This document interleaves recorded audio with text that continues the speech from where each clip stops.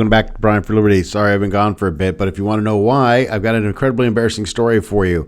I'm also going to rant a little bit about why social media is terrible and everybody's lying to you. And then I'm going to highlight what is going to be the topic of conversation in our next video.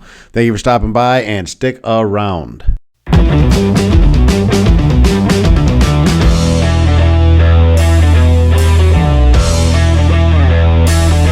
So why was I off for as long as I was? Well, women, don't leave your husbands home alone. This is the kind of nonsense that happens. Now, maybe you can't see it, but I burned my face pretty badly all through here. I was home alone, and I was making chicken, and there was a little barbecue sauce left in the bottom of the bottle. And it's one of those plastic squeeze bottles, Sweet Baby Ray's barbecue sauce. And I decided I couldn't get the sauce out of the bottom of the bottle, so I took the bottle, I put it in the microwave, turned the microwave on. I walked away for maybe 30 seconds. I set the microwave to 1 minute, but it didn't go off, so it was definitely less than a minute. I went back to the microwave, opened up the door, had not loosened the cap or opened it so that the barbecue sauce, so that it could let out the steam. I opened it up, and the bottle had expanded like a balloon, and it was like this big. And I looked at it, and in my mind, I thought, that's probably going to blow up. And before I could take a step back or close the door, it exploded, and I got barbecue sauce on this side of my face, and it left burns, like it was scabbed and disgusting looking for days. And it just kind of started healing up. There's some lighter patches of skin here that are pink that haven't colored in yet. But yeah, so that's kind of an embarrassing story, but that's all right. The reason I'm here is the reason for this video today is after scrolling through social media. So after my last video, my idea was I'm going to start creating content at a faster clip, and then boom, right away I didn't. For that, I apologize, but don't give up on me yet. I had a bit of an epiphany, as I often do, as I'm scrolling through headlines and I'm looking at social media and I'm taking in. I've always felt like you have to take in a little bit of this content to create the content. You have to kind of understand the content that's out there. So I'm taking in content. I'm on TikTok and I'm on YouTube, and I haven't created anything on TikTok in days, and I normally create there pretty regularly. I'm Brian for Liberty on TikTok as well, just in case you don't know. I usually create content there pretty regularly. And I'm scrolling through the videos, and I'm scrolling through the YouTube channels and looking at the thumbnails and the titles to these videos, and I'm going through all this stuff, and it's just mind-blowing to me how obvious they are screaming for attention. Then you click on a video and you watch it, and the information in the video is relative garbage. And that's no offense. Well, I guess, whatever. If you're offended by that, then stop putting out garbage. The fact of the matter is, this is not, my production value isn't high, but I'm trying to put out good information, and I'm trying to have conversations. And the problem with this platform and every other social media platform is, and really it's not even social media, it's legacy media as well. Everything is screaming and shouting and trying to capture your attention to the absolute detriment of the material actually being presented. And it's like, all right, I'm going to make this for the far left. And in order to make content that's going to appeal to the far left, I have to absolutely slam anybody who disagrees with what they think. And on the flip side, if I'm making right-wing content, then I have to slam everything the left believes in. I have to put owns and destroys and all these different headlines and topics on there to get you to click on it, because what you're hoping for is that you could find a quick way to defeat somebody in an argument and push your own agenda forward. It's horrible, and that's what's just tearing this country apart. And I don't think it's some grandiose conspiracy that's taking place. I've done other videos on this. It's really just what's in your best interest. What would be in my best interest on this YouTube channel is to do what? It's to make a crazy thumbnail, do a bunch of angle changes, bring in a bunch of graphics, whatever keeps your attention here, because I got to answer to the algorithm. And even if the information's bad, it's okay as long as it makes you emotional, makes you want to keep watching the video. That's the target. That's how all of your content is being created. All of your content is being designed around that basic function.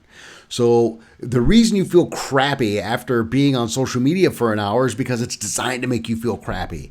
And you're probably leaving with some anger issues and maybe some depression. You're probably feeling a little overwhelmed and maybe hopeless because the entire world is probably against you. And nothing could be further than the truth. The image of the world that social media creates and what the world actually is are two incredibly different things. First and foremost is this idea. Most people in the United States are successful and live a lifestyle that would be envied at virtually any other period in human history. Let that sink in. Most people here are successful. Most people here have access to good health care. And when you hear that a bunch of people are living paycheck to paycheck, what you'll find is that I just watched another video on this topic. It's actually a well-done video. I feel bad because I don't have a link to it. A guy makes almost $130,000 a year, and he cited an article that says that 42% of people living paycheck to paycheck make over six figures. We live beyond our means. We're massive consumers, but by and large, we're incredibly comfortable, successful, and wealthy. And look, at the end of the day, that's why we have time to argue about things like trans education and like if you think about the scope of what we're arguing about in this country, it's not like people are starving and dying in the streets and we're stacking bodies outside of hospitals because nobody has access to healthcare. We wouldn't be, if that was the reality of our economic situation, if that was the reality of what America is, we wouldn't be having all these other superfluous arguments about just stupid, nonsensical garbage that only affects a few percent of the population. Whatever. Some of that's we're a society that's like, we're just looking for attention at this point, and the path to relative financial security and stability is pretty easy here, and that doesn't mean it is for everybody, but in general, things are pretty darn good. But that's not what you hear. What you hear is about how terrible this economy. People are living paycheck to paycheck, and people are losing homes, and all this horrible stuff. All those things are happening. It's not that those things aren't happening. They're happening on a very, very small scale. By and large, if you graduate high school, don't pursue any higher education whatsoever. Get a job with a larger entity and work hard. Show up every day that you're supposed to be there. Work hard. Take extra hours when you can. You will slowly get promoted. You will slowly move up. And by the time you're in your late 20s to early 30s, you'll probably be making enough money to afford a probably low to middle class lifestyle. That's just, I know you don't want to hear it, but it's the truth. If you graduate high school and spend 2 years in a technical school and develop some kind of a skill that is marketable and in incredibly high demand in this country, your path to the middle class will be even faster. That's it. It's not hard. It's not complicated. The reason I don't care, like we argue about student loan forgiveness. The reason I don't care about student loan forgiveness is like, well, you didn't have to do that. You could have done this instead, and you didn't want to, so you did that, and that's the situation you're finding yourself in. But the idea that we're just destined for collapse and all this nonsense that's going on out there is just clickbait, man. It's just trying to get you to tune in.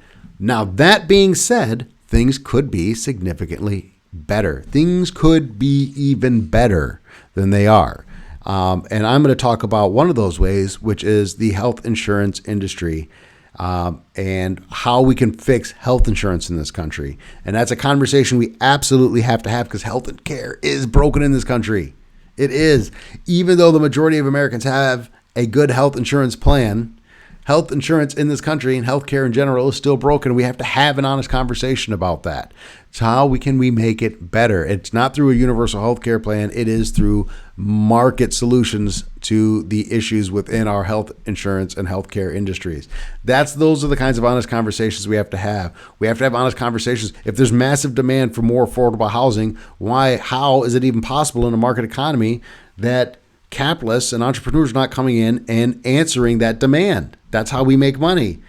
What you'll find, whether it's health insurance, education, or housing, is that when solutions to those problems when we attempt to present solutions to those problems, when we try and solve those problems, it will be the state and regulatory bodies, it will be the government that comes in and puts the kibosh on that. So in my next video, I'm not talking about it today. No, in my next video, I'm going to break down the health insurance industry, the healthcare industry, the regulations that are preventing us from having a better healthcare system, a healthcare system that would be the envy of the world, including all of these Scandinavian countries that have a good universal healthcare system in place. I think it's a good system that they've got over there. I don't think it'll work in the United States. I'm going to talk about why that is.